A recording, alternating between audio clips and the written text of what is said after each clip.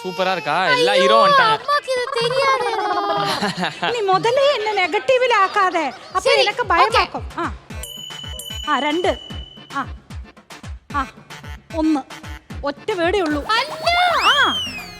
ആ രണ്ട് പേർക്ക് ആ ഫസ്റ്റ് വേർഡ് തന്നെ. அவன் மூஞ்சிலே நடிக்கிறானே. കമലഹാസൻ. നീ தானே இப்படி காமிச்ச கமல். அசர வைக்கிறமே ஒன்னு சொல்லுவாங்க. மை கண்மை மை. ஐயோ கண்ணு சுளிக்க போகுது. மை முகம். மை அழக.